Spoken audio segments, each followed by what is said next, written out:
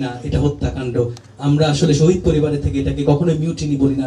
যখন কিনা একটা বিদ্রোহ হয় সেটার একটা আদর্শ দিক থাকে, এটার কোনো আদর্শ ছিল না। আমি আরেকজন সন্তানকে একটু অনুরোধ করব আমাদের সঙ্গে এসে কথা বলার জন্য।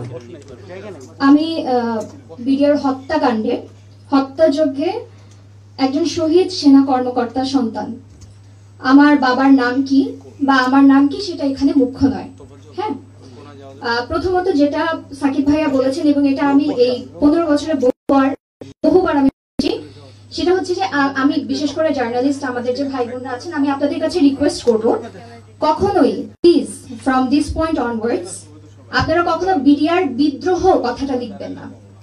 এটা কোনো বিদ্রোহ ছিল না, এটা খুব পরিষ্কার ভাবে এখন বোঝা যাচ্ছে, সবাই বুঝতে পারছে, কিন্তু বারংবার এটা লিখার ফলে, বারংবার এটা বলার ফলে এই হত্যাকাণ্ড শব্দটা কিন্তু হারিয়ে যাচ্ছে। হ্যাঁ, আমি যখন কথা বলি আমি কিন্তু কখনো কাউকে বলি না যে আমার বাবা।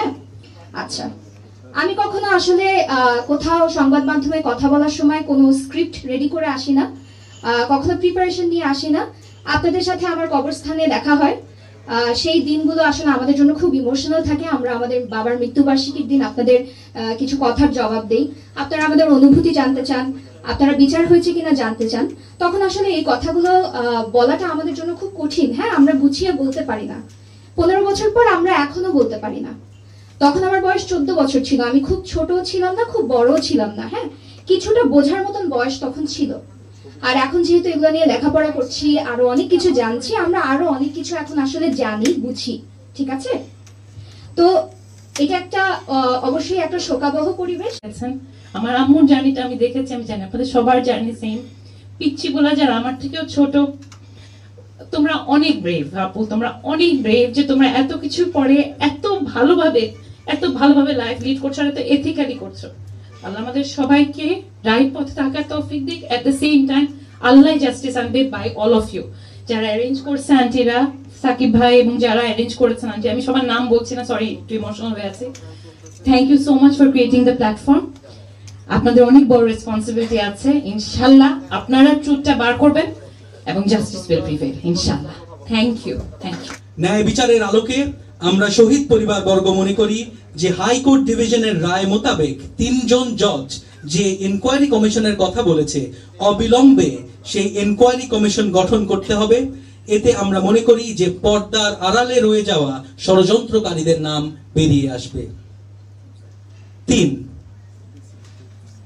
অফিসিয়াল গ্যাজেট করে 25শে ফেব্রুয়ারিকে শহীদ সেনা দিবস হিসাবে ঘোষণা করতে হবে এবং গ্যাজেটে শাহাদাত বরণকারী সকলকে শহীদের মর্যাদা দিতে হবে। 4, 25শে ফেব্রুয়ারি শোক দিবসকে ঘিরে গোটা দেশ জুড়ে জাতীয় পতাকা অর্ধনিমিত রাখতে হবে। 5, এই নৃশংস বর্বর পিলখানা ট্র্যাজেডিকে স্কুলের পাঠ্য বইয়ে সিলেবাসে অন্তর্ভুক্ত করতে হবে। এতে আগামী প্রজন্ম জানতে পারবে কি ছিল এই সকল শহীদদের ত্যাগ। 6, যে সকল সেনা কর্মকর্তা মানুষ, আর মিডিয়ার ক্যারিয়ার 23 বছর, আমি প্রোগ্রামে আপনারা নিয়ে, হ্যাঁ, তো তাদের এই গল্প বলে বলে আমরা যতটুকুন শুনিয়েছি বা তারা অল্প অল্প ভাষা যেগুলো দেখেছে সেগুলো মনে, আমার অনেক বাচ্চা আছে, অনেক ছোটবেলার কথা মনে পড়ে।